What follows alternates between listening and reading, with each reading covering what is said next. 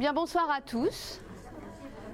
Bonsoir à tous, merci de votre présence, merci de bien vouloir m'écouter pendant les quelques minutes qui vont suivre. Je vais essayer de faire diversifier, d'intéresser les plus jeunes, d'intéresser les grands aussi, parce que vous êtes bien nombreux avec moi ce soir. On va ensemble parler, parce que vous allez parler aussi, je ne vais pas faire que parler moi toute seule, je vais aussi vous entendre. Le but du jeu, c'est de faire ce qu'on appelle une petite causerie. Alors, la conférence, c'est un terme un peu pompeux, je trouve, parce que le but du jeu pour moi, c'est de partager avec vous ce que je sais sur les loups, ce que vous savez aussi certainement, et puis qu'on échange ensemble sur cet animal. Cet animal que vous connaissez certainement déjà pas mal. Moi, je vais vous parler de différents sujets qui tournent autour du loup, parce que ce loup, quand on l'observe, franchement, ça ressemble quand même beaucoup à un gros chien. Et malgré ça, malgré ce fait que c'est un animal finalement assez simple, il y a beaucoup de choses qu'on peut raconter à son sujet, parce que c'est un animal qui fascine, c'est un animal qui sépare les gens, c'est un animal aussi qui fédère d'autres personnes, et donc on va évoquer tout ça ensemble ce soir. Donc pour ceux qui ne me connaissent pas, alors il y en a quelques-uns quand même ici, il y en a beaucoup que je connais, mais pour ceux qui ne me connaissent pas, donc je m'appelle Anne Frézard, je suis la responsable du parc Argonne Découverte. Et pourquoi je vous parle de loup ? Parce qu'en fait, cet animal, ça a été le sujet de mes recherches quand j'étais jeune étudiante, où j'ai travaillé à l'université de Tours. À cette époque, j'ai suivi le comportement de différentes meutes, de différents loups dans différents parcs à travers la France, ce qui m'a permis de faire une thèse en fait sur le bien-être des loups en captivité, thèse donc que j'ai soutenue il y a aussi quelques années maintenant. Mais pour financer ma thèse, en fait, je travaillais dans un autre parc animalier, le parc de Sainte-Croix en Moselle, et à la suite de ça, j'ai été recrutée à ce qu'on appelait à l'époque Nocturnia, et qui s'appelle aujourd'hui le parc Argonne Découverte. Donc c'est à ce titre finalement que je viens vous parler du loup, et on va évoquer ensemble différents points, 8 en l'occurrence. 8 petits points. On va parler quand même un petit peu de classification, essayer de remettre ce loup dans son contexte biologique par rapport aux autres espèces que vous connaissez certainement aussi. On va parler un petit peu de domestication, on va parler des loups à travers le monde, on en a déjà évoqué certains ensemble il y a quelques minutes. On va évoquer aussi le cas des super prédateurs, parce que c'est un sujet aussi qui m'intéresse bien et sur lequel j'aimerais vous entendre aussi. On va parler bien sûr de la vie de la meute, c'est quelque chose qui marque beaucoup les esprits. Ce loup, c'est vrai que c'est un des rares animaux à être social réellement, avec de nombreux moyens de communication qu'on va pouvoir évoquer ensemble. On va aussi bien sûr parler des histoires de loups. C'est un peu aussi le sujet, pourquoi je suis ici, parce que le loup, c'est le sujet, tout comme les animaux nocturnes d'une manière générale, le sujet de cette nuit de la lecture. Donc on va évoquer ensemble des histoires de loups, mais je vais surtout m'intéresser à 2 histoires qui sont locales, histoire de changer un petit peu du petit chaperon rouge et autres grands méchants loups. On va parler aussi du retour du loup en France. Je vais essayer de faire court parce que c'est un sujet complexe, mais qu'on pourra évoquer juste après si vous le souhaitez. Et puis on va faire un petit jeu ensemble sur les différences qu'il peut y avoir entre les chiens et les loups. Ce sera pour terminer, du coup, sous forme ludique, notre petite causerie. Alors, on va démarrer par la classification. Vous savez tous certainement que le loup fait partie de la famille des chiens canidés. On est d'accord, ce n'est pas un chat. Effectivement, c'est bien un canidé. Et dans cette famille de canidés, il y a différentes espèces. Cette famille de mammifères, donc, ce sont des animaux qui vont manger de la viande, merci. Donc ce sont des animaux effectivement carnivores, et pour être un bon carnivore, il faut être bien équipé. Et pour être bien équipé, quand on est un animal pour manger de la viande, il faut des bonnes molaires, essentiellement pour pouvoir déchiqueter, découper, mastiquer, mâchouiller, et donc pouvoir se nourrir correctement. C'est un carnivore, mais lui, à la différence des félins, il va avoir des griffes que l'on dit non rétractiles, donc des griffes qui restent toujours sorties des doigts. Et ça, c'est l'ancêtre du canidé. Alors vous me direz, ça ressemble pas à grand-chose. Il y a une petite bestiole là qui est juste à côté du vidéoprojecteur. C'est par hasard qu'elle est là, cette petite bestiole, mais grosso modo, si on devait comparer l'ancêtre du loup à un animal d'aujourd'hui, il pourrait ressembler à cet animal-là. Cet animal-là, c'est une martre, tout simplement. Et l'animal en question que je vous montre en photo, là, en dessin, c'est un miassis. C'est l'un des premiers ancêtres, du coup, des canidés, qui est apparu il y a très longtemps, environ 50 millions d'années. Donc dans cette famille de canidés, on retrouve 12 genres et 23 espèces qu'on va évoquer juste après dans quelques instants. Et cet ensemble de canidés, ces animaux sont présents sur l'ensemble des continents, sauf en Antarctique. Et l'espèce loup, elle est apparue il y a environ 2 millions d'années, donc ça fait quand même un petit bout de temps. Nos loups ont, si ça se voit quand même un peu, ouais, 42 dents, un museau pointu et, comme le montre cette magnifique photo, des dents, des canines bien longues. Et donc dans la famille des canidés, on va retrouver d'autres animaux que vous connaissez peut-être. Il y a notamment celui-là. Est-ce que vous le voyez bien? Pas trop. Presque. C'est presque le lycaon, mais on le verra après. Le lycaon, lui, c'est le loup à crinière. Il a effectivement des poils bien longs sur le cou, et donc c'est un loup à crinière avec des longues pattes. Le loup à crinière. Ensuite, il y a notre fameux lycaon. Ce coup-ci, c'est bien. C'est le lycaon, bravo, vous avez gagné. Celui-là, ça ressemble au renard, hein, c'est vrai, mais c'est plus gros que le renard, et son petit nom à lui, c'est Dole. Ça, c'est un renard, mais un renard un peu spécial. Un renard que l'on appelle renard à oreille de... Ça vous fait penser à quoi? Chauve-souris, exactement, bravo, très bien. Il y a une bonne équipe là sur la droite. À gauche, je ne vous entends pas trop, hein. À droite, ça marche. Et alors, un nouveau canidé, car avant, il était dans une autre famille. Celui-là, ça ressemble au raton laveur. Très bien, c'est vrai, mais ce n'est pas le raton laveur. Eh oui, c'est ce qu'on appelle le chien vivrin, qui autrefois était classé parmi la famille des ratons laveurs. Aujourd'hui, il est devenu un canidé comme le loup. Le loup, c'est donc l'ancêtre du chien. Exactement. La domestication du loup, elle a démarré il y a quand même un petit bout de temps aussi, il y a environ 30 000 ans. Et en 30 000 ans, on a pu transformer le loup en différentes races de chiens, notamment celui-ci, le chihuahua, mais oui, le fameux chihuahua, le plus petit des chiens. Un des plus gros chiens, ça va être celui-là. Et oui, le lévrier irlandais, grosse bête.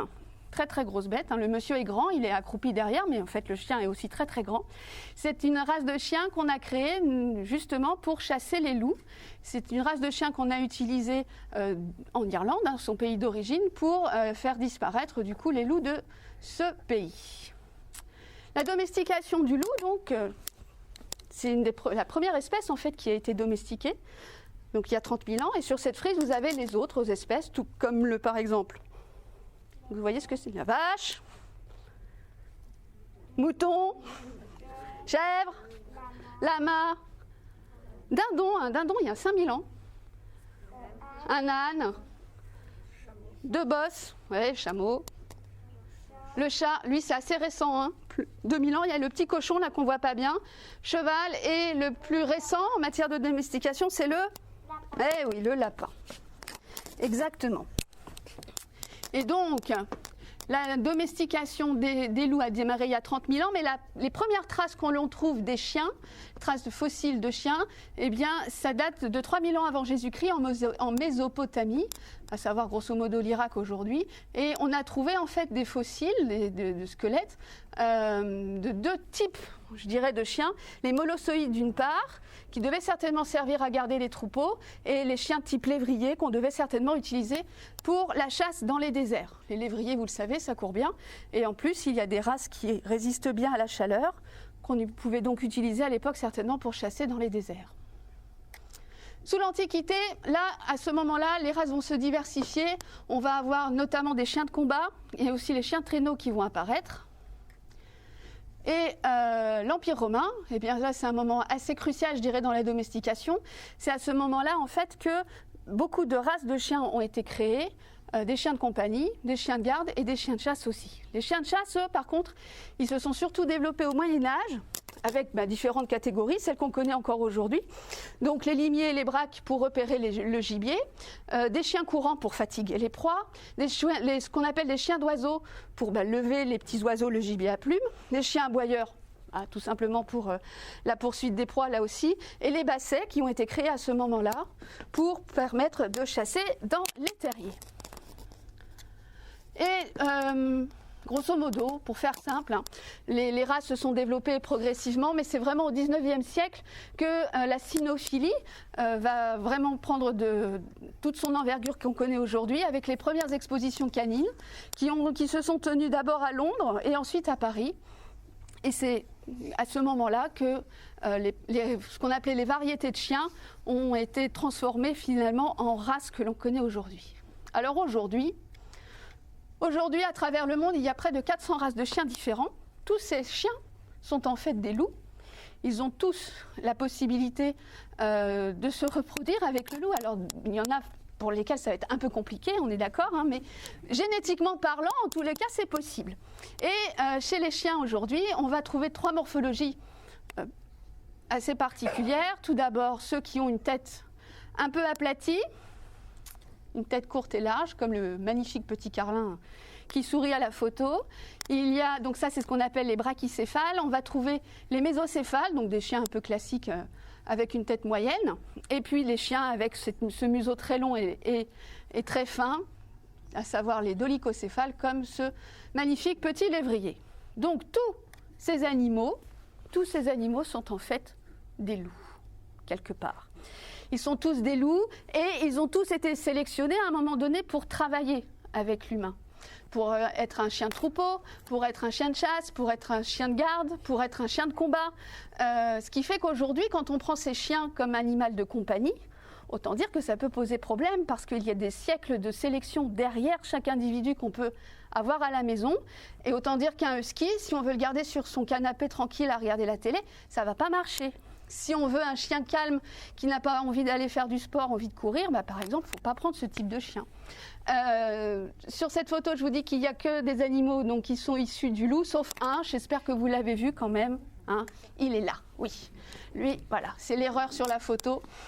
Mais tous, sinon, sont effectivement des loups sélectionnés finalement pour avoir des caractéristiques comportementales et physiques particulières.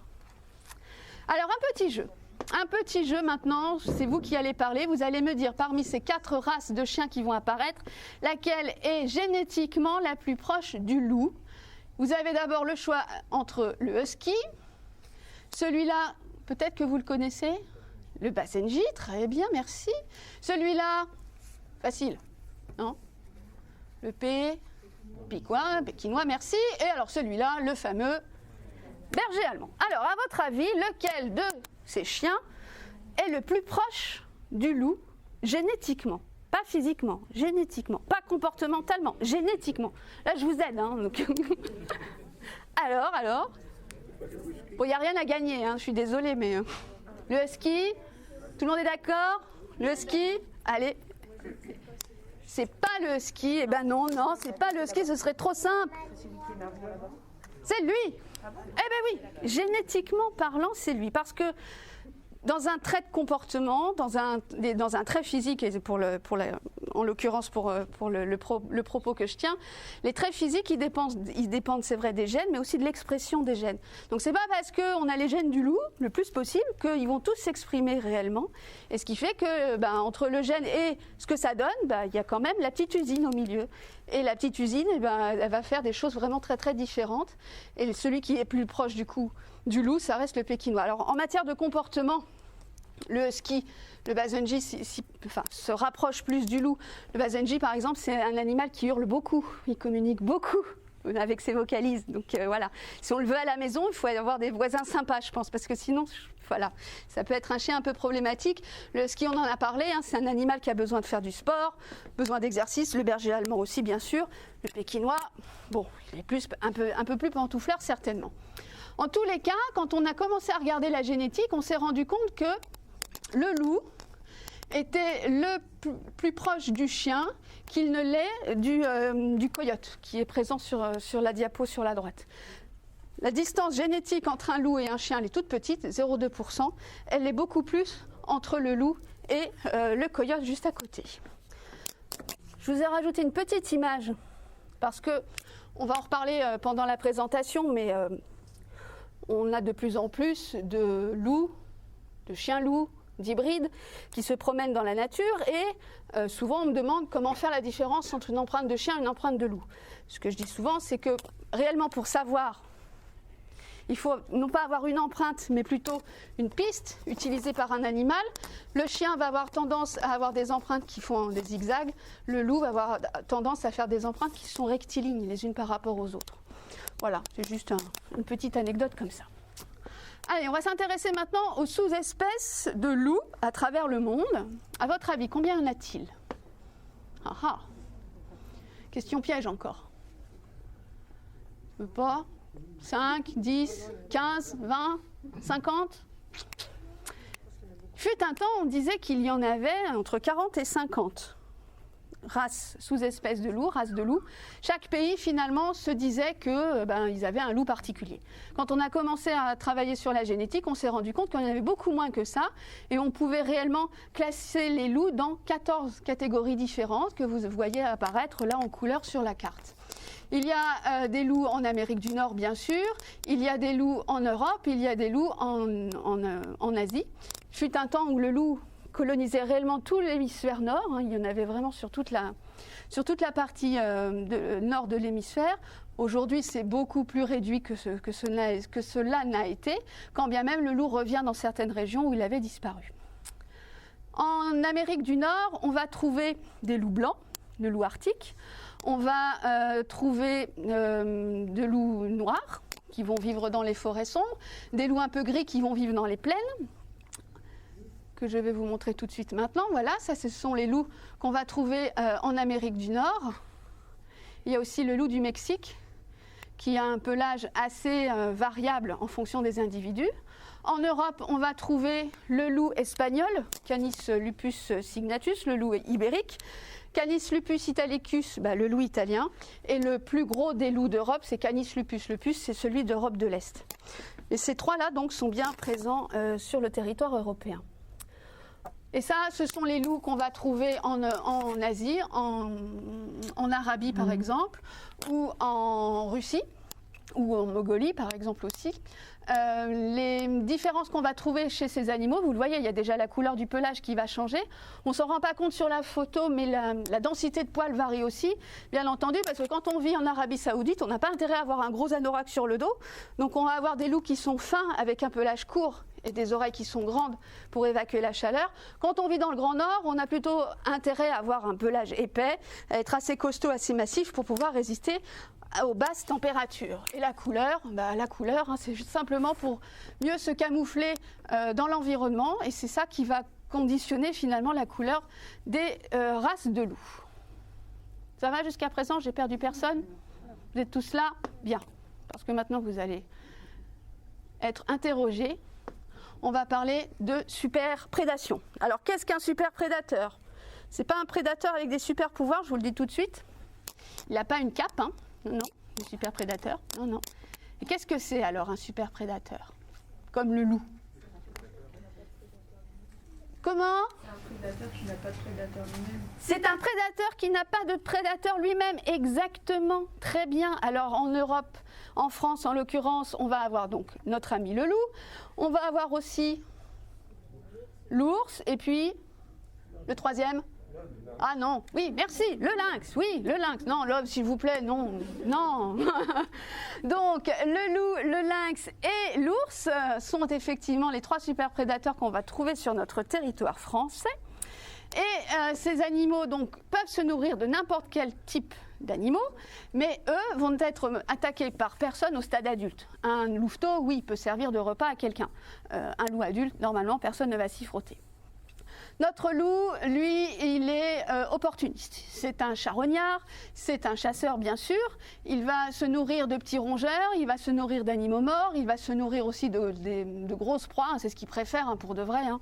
Pour de vrai, ce qu'il va préférer, ce sont les ongulés, ça va être les chevreuils, les chamois par exemple en milieu montagnard. Bien sûr, on va en reparler juste après, il va s'attaquer aussi aux troupeaux de brebis. Le lynx, lui, est plus difficile en matière de repas. Il ne faut pas l'oublier, ça reste quand même un félin. Alors les félins, il n'y a pas que ceux qu'on a à la maison qui sont un peu sensibles en matière de nourriture. Le lynx, lui, il est impossible, très difficile pour lui de manger un animal mort depuis longtemps. Il est Voilà, il est un peu précieux. Il va préférer la chair fraîche, il va chasser à l'affût. Le loup, lui, il chasse à court. Il va courir après les animaux, il va les fatiguer, il va attraper du coup ceux qui courent le moins vite, les blessés, les très vieux, les très jeunes, les malades. Il va faire ce qu'on appelle une chasse sanitaire, éliminer les animaux malades susceptibles de contaminer les autres. Ce que le lynx ne fait pas, lui. Lui, il chasse à l'affût et il attrape tout ce qui est à portée de griffe. Les petits rongeurs, bien sûr, les lapins, les lièvres et aussi le chevreuil. Un lynx va manger, pour lui tout seul, grosso modo, 60 chevreuils par an. Par lynx. Voilà. Oui, quand même. Oui. Oui, quand même. Et l'ours, lui, alors, qu'est-ce que ça mange, un ours ? Des poissons, bien sûr, par exemple, des poissons. On a toutes ces images d'ours bruns, mais c'est en Amérique du Nord, qui vont chasser, pêcher les saumons lorsqu'ils remontent les rivières. Notre ours, lui, c'est quand même un animal très gourmand, ça c'est pas une légende. C'est un animal qui aime bien le sucre, il aime bien les petits fruits.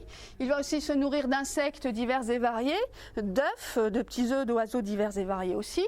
Et il peut aussi manger des cadavres, ça va pas le déranger. C'est pas... En règle générale, ce ne sont pas des animaux qui vont chasser, à moins qu'ils aient appris que la viande de mouton, par exemple, peut être excellente, auquel cas, oui, c'est vrai, ils peuvent aussi s'attaquer à des troupeaux. Bien, on va revenir un petit peu plus au loup. On va s'intéresser à la famille du loup. La famille du loup, donc, qu'on appelle la meute. Merci. Ah, bien, ça suit, c'est cool. La meute, oui, alors une meute, c'est petit ou c'est grand ?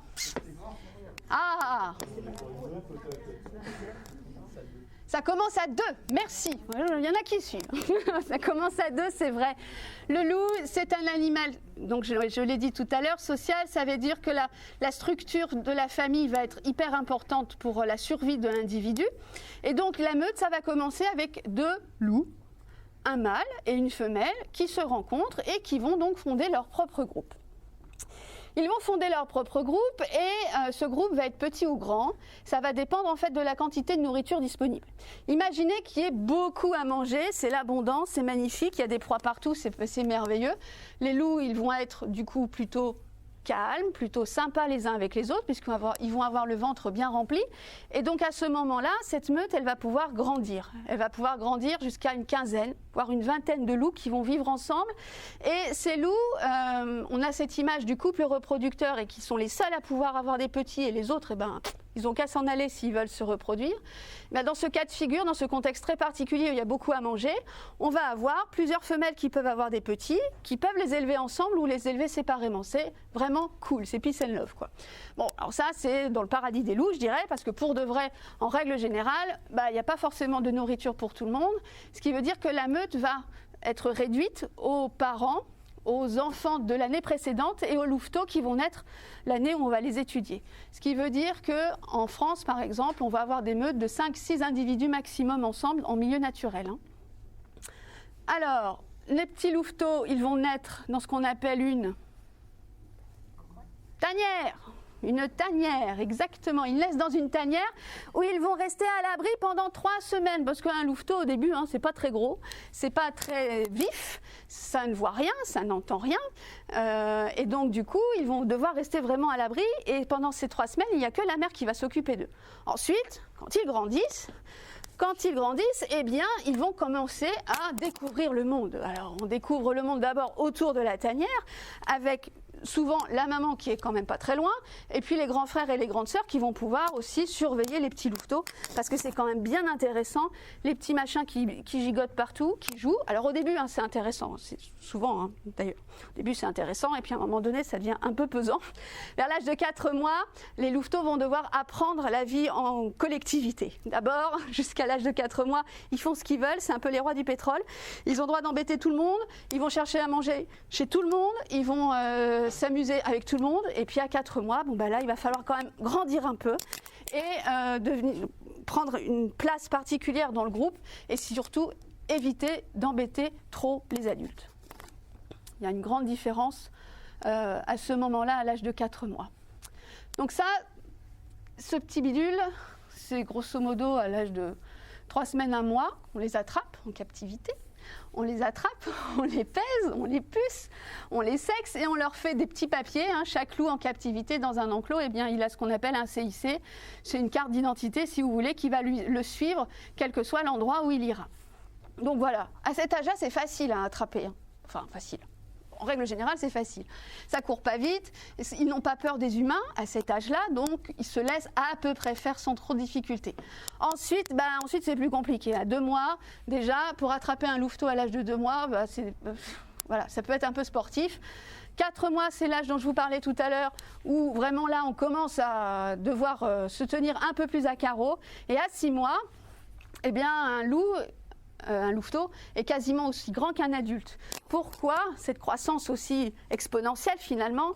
C'est un principe naturel, c'est que à l'âge de 6 mois, les louveteaux, qui deviennent alors des louvards, doivent suivre les adultes pendant la chasse. Jusqu'à l'âge de 4 mois, ces louveteaux sont soit à l'abri dans la tanière, soit sur ce qu'on appelle des sites de rendez-vous dans le milieu naturel, donc des endroits, imaginez une colline. C'est un endroit par exemple favori pour les loups, c'est ce qu'on appelle ces sites de rendez-vous. Ce sont des endroits où on va pouvoir observer tout ce qui se passe autour, percevoir tous les dangers qui peuvent arriver. Et donc c'est une espèce de tour de contrôle où on va pouvoir mettre à l'abri ces louveteaux. Et ensuite, il faut bien que tout le monde mange à sa faim, ce qui veut dire que les loups vont devenir plus ou moins nomades et suivre les troupeaux dès que les louveteaux sont suffisamment grands et forts pour pouvoir se déplacer. Quand on vit en meute, c'est comme quand on vit en famille, il y a des jours où ça va et puis il y a des jours où ça va moins bien. Alors chez les loups, quand ça va moins bien, on va l'exprimer physiquement, on va le dire, on va le montrer.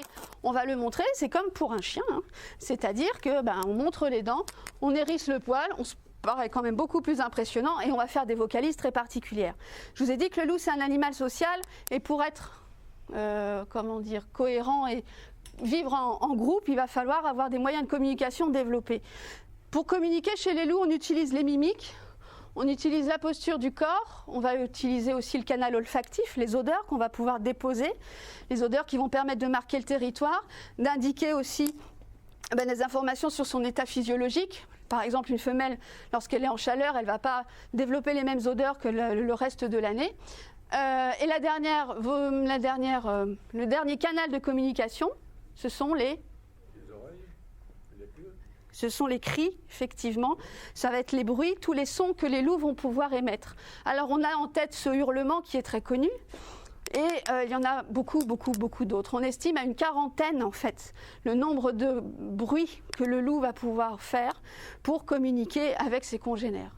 Le hurlement, c'est ce qui va permettre de marquer le territoire, d'indiquer aux autres sa position.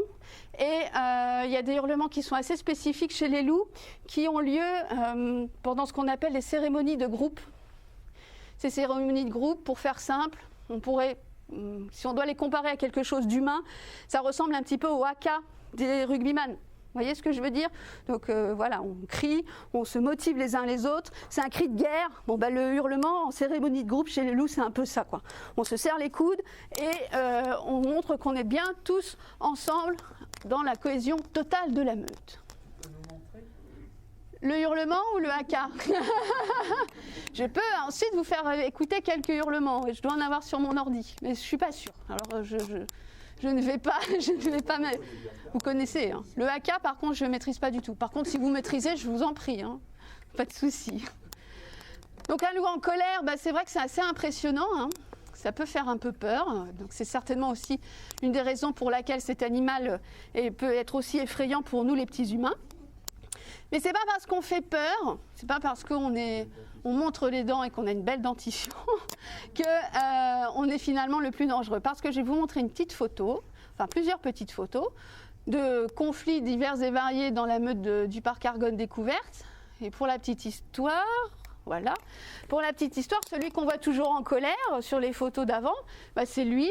C'est le plus gros, là, le plus massif, c'était le mâle dominant de l'époque. C'est pas lui qui blessait le plus les autres, en fait.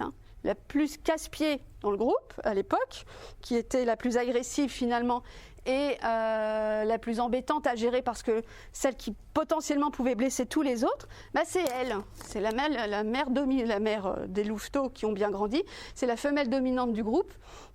Et c'était elle vraiment la plus agressive. Ce que vous voyez là, sur cette photo, c'est un truc hyper important chez le loup, c'est le signe de soumission, le signe d'allégeance totale, soumission active. Je te lèche les babines, je te montre que je te respecte. Voilà comment on fait pour se respecter chez les loups. On se lèche le bout du museau. D'où le chien qui aime lécher le visage de son humain, de son maître. Ça vient de là. Ça vient tout simplement d'un comportement ancestral qu'on retrouve chez le loup. Ça va? Toujours? Allez, on va passer aux petites histoires maintenant. Les petites histoires de loups, je suis sûre que vous en connaissez plein. Comment ça, non? Bah si. Des histoires avec des loups, quand même. Bon, alors, le petit chaperon, le loup et les 7. Ah ben non! Raté! Les chevreuils, oui, ça peut... Presque, on y est presque. Les 3 petits cochons, le loup et les 7 chevreaux, dans toutes ces histoires, le loup, c'est le méchant. Hein. C'est le méchant. C'est le méchant et on aime bien, chez nous, raconter des histoires où le loup est un dangereux mangeur d'humains. Mangeur d'enfants, de jeunes filles, si possible aussi. Bref. En Occident, on aime bien les histoires de loups mangeurs d'humains. On aime bien aussi les histoires où le loup est décrit comme un animal diabolique. Ça vient de notre religion, hein, tout simplement, parce que le loup, quelle que soit la période, il s'est toujours attaqué aux moutons.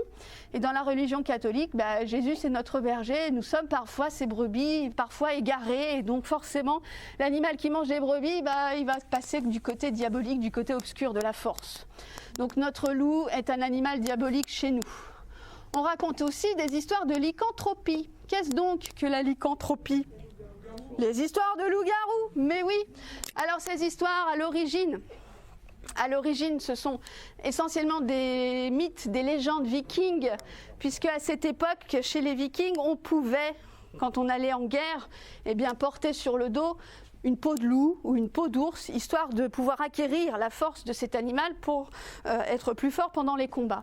Et c'est l'origine en fait de toutes ces histoires d'humains qui peuvent se transformer en loups les nuits de pleine lune, essentiellement. Hein. Donc chez nous, oui, c'est vrai, notre loup est plutôt du côté négatif, plutôt un animal dangereux, féroce, méchant. C'est pas le cas dans tous les pays à travers le monde. En Orient, on va plutôt raconter des histoires où les loups sont les ancêtres de lignées humaines. Gengis Khan, par exemple, descendrait d'un loup. Alors lequel, je ne sais pas. C'était un loup rouge ou un loup bleu ou un loup jaune, je ne sais pas. Mais voilà. Dans cette histoire, en tous les cas, les hommes puissants aimaient raconter qu'ils descendaient du loup. On connaît aussi beaucoup d'histoires. Vous en connaissez au moins une. Des enfants sauvages. Le livre de la jungle, merci, bravo. Le livre de la jungle, le livre de Mowgli. Dans Mowgli, le petit Mowgli, il est sauvé par des loups. Et ensuite, il y a Bagheera, il y a Balou, etc. Mais au départ, il y a bien les loups qui sauvent le petit garçon. Ce genre d'histoire, en Inde, on les raconte beaucoup. Parce qu'en Inde, ce qui a surtout marqué les esprits et la culture, c'est que les louves s'occupent bien de leurs enfants. Et ça, c'est quelque chose qui a marqué les populations en Inde. Et ce qui fait qu'aujourd'hui encore, le loup là-bas est protégé, bien plus que dans d'autres pays. Il est protégé, mais malheureusement, les zones de chasse que le loup pouvait avoir autrefois n'existent plus. Ce qui fait que les loups, bien que protégés, n'ont plus rien à manger. Comme ils n'ont plus rien à manger, ils vont venir se servir dans les dépotoirs, dans les décharges publiques. Et dans ces décharges publiques, ils vont aussi, malheureusement, croiser des enfants. Des enfants qui font la même chose que les loups, à savoir chercher à manger. Donc ils vont être en compétition sur ces zones de nourriture. Et là, c'est pas l'enfant qui gagne, hein, malheureusement, c'est le loup.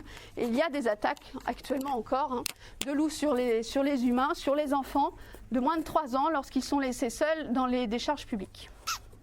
C'est un côté un peu moins festif, je sais, mais je me devais de vous en parler quand même. En Amérique du Nord, le loup va être l'emblème de clan, l'emblème de tribu. Ça va être aussi un animal totem. On va essayer là aussi d'acquérir sa force, mais pas pour les combats. On va essayer d'acquérir sa force lors de rites pour pouvoir être de meilleurs chasseurs. Parce que les Amérindiens se sont rendus compte du rôle important du loup dans l'environnement, dans l'écologie de leur lieu de vie. Parce que, comme je vous le disais tout à l'heure, les loups pratiquent une chasse sanitaire. Ils vont éliminer les animaux malades.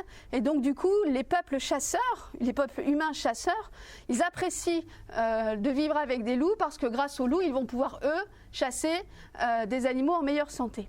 Donc la vision qu'on va avoir du loup, ça dépend de ce qu'on fait avec la nature. Quand on est éleveur, comme en Occident, lorsqu'on élève des animaux pour les manger, on va bien entendu être en conflit avec le loup, parce que le loup, il va vouloir manger nos brebis. Quand on est chasseur, on va plutôt préférer vivre dans un endroit où il y a des loups, parce que les loups vont permettre aux humains de chasser des animaux en meilleure santé. Alors au niveau local, j'ai trouvé deux petites histoires qui n'existent pas que dans les Ardennes. Hein. Ce sont des histoires qu'on retrouve un peu partout à travers la France, parce qu'on a cette image de loup méchant et agressif. Mais ce qui se raconte aussi souvent, ce qui se racontait autrefois au coin du feu, ce sont des histoires de meneurs de loups. Je ne sais pas si vous connaissez cette expression, mais en tous les cas, il y a deux meneurs de loups célèbres, entre guillemets, dans les Ardennes. Il y a tout d'abord Mandelier. Mandelier, c'était un sorcier, un magicien, installé à Saint-Valfroy. Et ce Mandelier, qui vivait tout seul dans une petite maison perdue dans les bois, qui n'était pas du tout apprécié par les gens du village, eh bien, il faisait très peur et on évitait de lui parler parce qu'on avait vraiment peur qu'il vous jette un mauvais sort. Mais en fait, ce meneur de loups, ce Mandelier, un jour, le curé a eu besoin de son aide. Parce que le curé avait perdu sa jument et le poulain de la jument dans la forêt. Et on savait que Mandelier, eh bien, il avait des pouvoirs spéciaux, comme je vous le disais, mais un pouvoir particulier qui faisait qu'il était en communication avec les loups. Il pouvait prononcer des paroles magiques, des oraisons, qui protégeaient ou pas, selon le bon vouloir du sorcier, les animaux qu'il y avait autour de lui contre les attaques de loups. Et donc, quand le curé a vu sa jument et son poulain partis dans les bois, il est allé voir Mandelier pour qu'il l'aide du coup à protéger les animaux en question. Et bien entendu, ça se termine bien, tout le monde est sauvé, les loups ne se sont pas attaqués à la jument de monsieur le curé, tout s'est bien passé. Autre histoire dans le coin, c'est l'histoire du loup mélomane. L'histoire du loup mélomane, c'est l'histoire d'un petit violoniste, la jeune violoniste qui allait jouer de la musique pendant les fêtes dans les villages. Et ce violoniste, un soir, en rentrant chez lui, forcément très très tard, forcément à la fin de la fête, eh bien, il s'est fait suivre par un loup.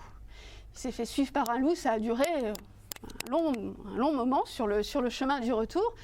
Et à un moment donné, ne sachant plus quoi faire, il a jeté des cailloux, il a crié, il a essayé de faire fuir le loup, mais le loup était toujours derrière lui. Eh bien, le violoniste en question s'est mis à jouer de la musique. Le loup s'est arrêté, il a écouté. Quand la musique s'est terminée, il s'est enfui.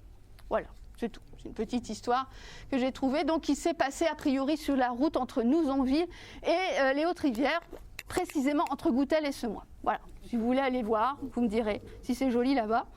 En tous les cas, ces histoires, vous pouvez les trouver dans un livre qui s'appelle « Contes et légendes de la Champagne et des Ardennes », où on parle du loup, mais de bien d'autres animaux et de bien d'autres faits rigolos. Enfin, moi, j'aime bien les petits contes de ce type-là, et ce livre est très bien écrit. Bon, histoire réelle, ce coup-ci, celle du retour naturel du loup. Naturel, parce que, effectivement, on peut penser que le loup a été réintroduit en France, mais non, ce n'est pas le cas.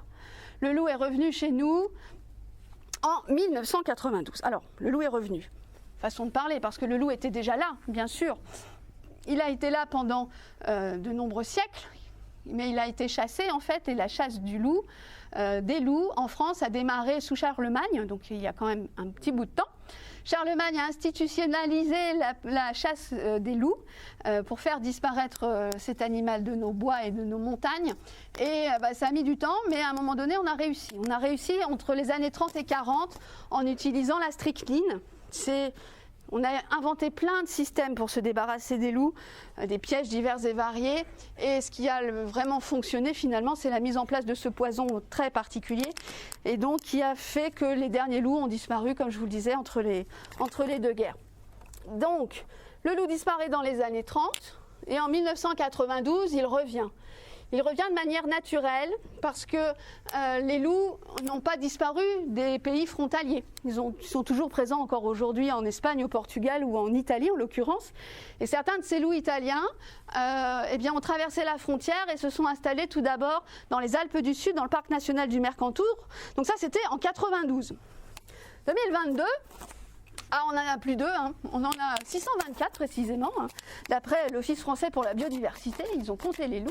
Et donc les comptages qui ont eu lieu cet hiver donnent ce chiffre-là, 624 individus. Alors, où sont-ils, ces loups ? Alors, au parc Ardennes Découverte, oui, pour certains d'entre eux, mais ça va. Normalement, ils ne causent pas trop de problèmes, à part notre voisin, mais bon, ils hurlent pas très souvent, ça va.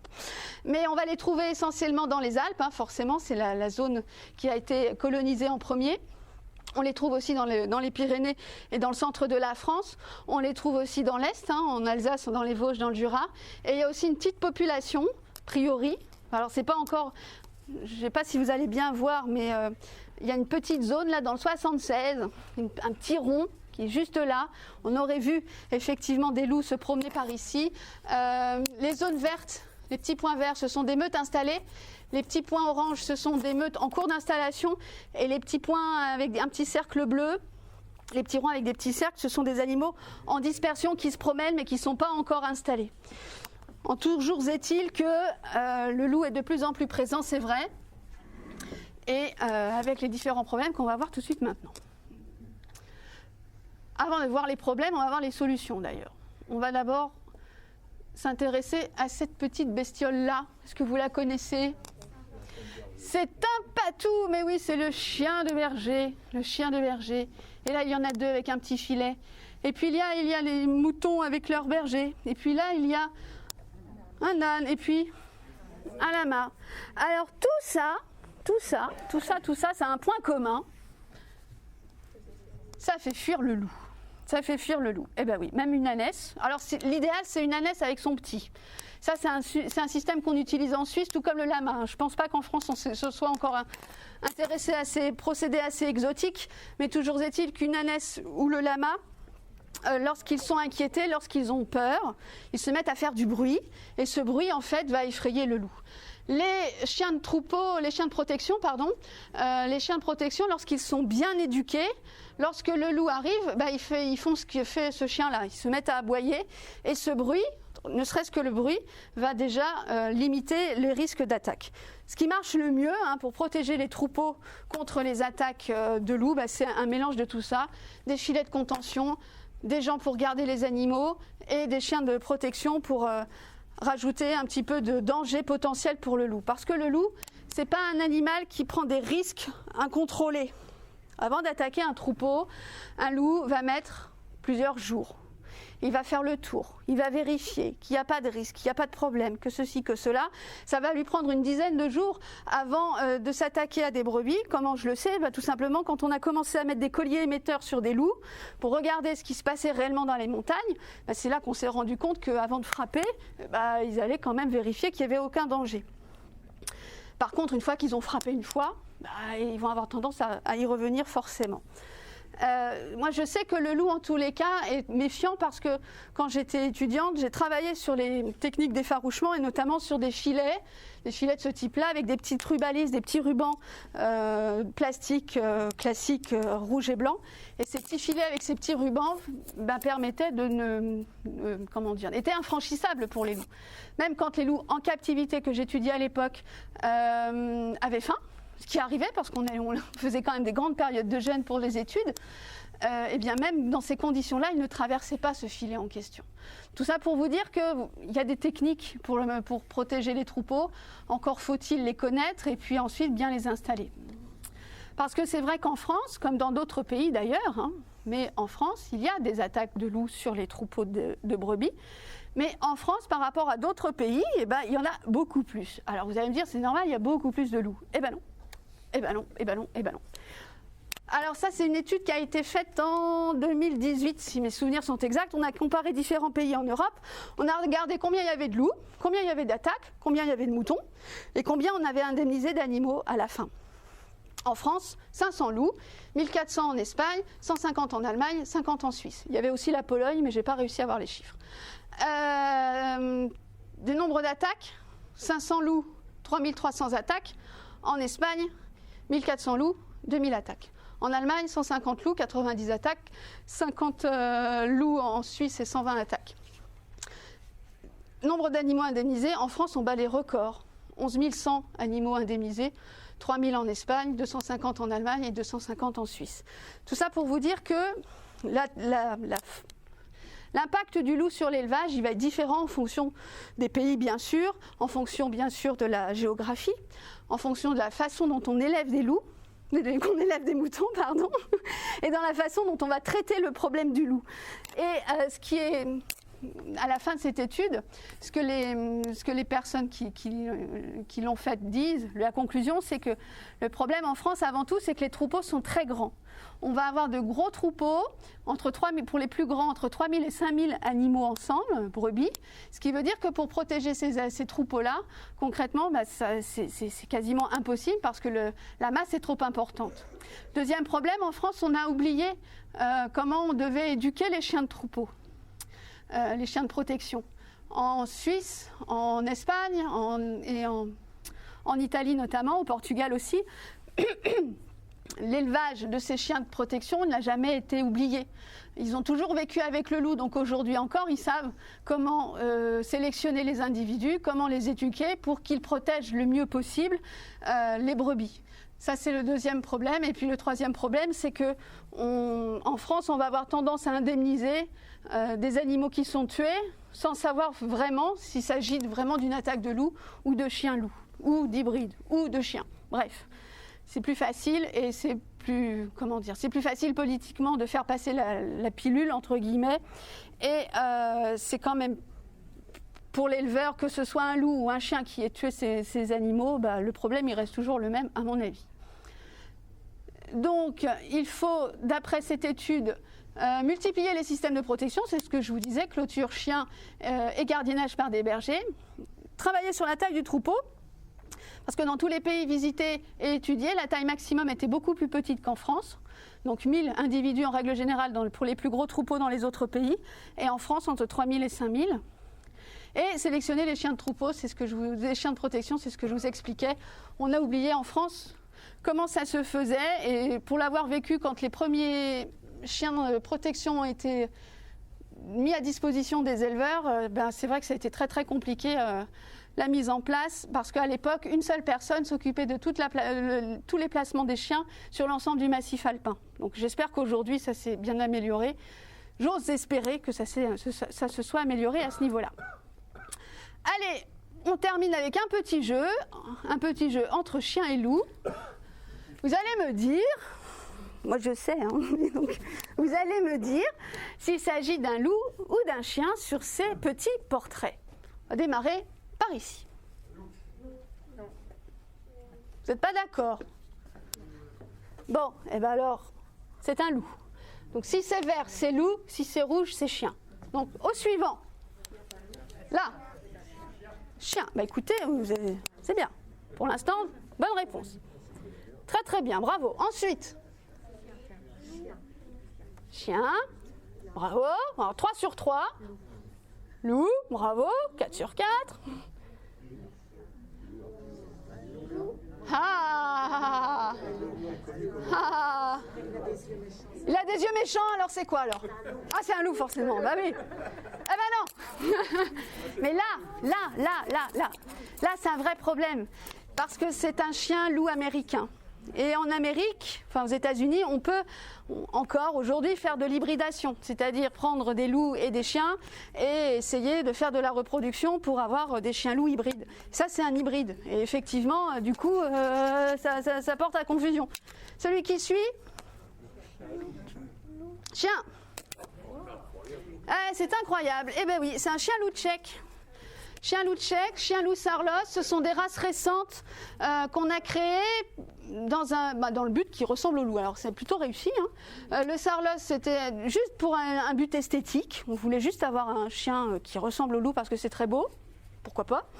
Le tchèque, lui, il a été créé au départ pour prêter assistance aux militaires pour garder des bâtiments, pour être un chien de garde un peu plus performant, je dirais, que les races qu'on connaît aujourd'hui. À votre avis, ça marchait? Eh ben non.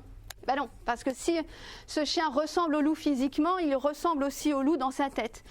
Et le loup, c'est pas un animal qui va défendre un bâtiment, c'est pas un animal qui va défendre son maître. Donc c'est pas du tout un chien de défense. Ça peut faire peur, ça peut impressionner, c'est vrai. Encore faut-il qu'il soit bien motivé, le chien, pour être impressionnant, parce que pour de vrai, ce sont comme des loups d'Europe. Ils sont comme les loups d'Europe, ça veut dire des animaux plutôt craintifs et sur la réserve. Le loup arctique, c'est un animal qui reste proche des humains, qui est facile, je dirais, à observer dans un parc animalier, par exemple, parce qu'ils n'ont jamais été chassés jusqu'à être exterminés. Donc, ils n'ont jamais eu à apprendre à se méfier des humains. Les loups d'Europe, eux, ils ont été chassés, comme je vous le dis, depuis des siècles. Donc, ils ont vraiment appris à garder leur distance vis-à-vis de nous, ce qui fait que ça donne des animaux qui sont toujours craintifs aujourd'hui. Celui qui suit, loup, exactement, bravo. Et dernier, loup. Tiens, bon, et 2 erreurs. Oh, c'est bien, bravo. Vous avez le droit de partir, je vous libère. Merci de votre attention. Merci. Merci. Et je reste à votre disposition si vous avez des questions. Je ne sais pas quelle heure il est. Eh bien, de rien.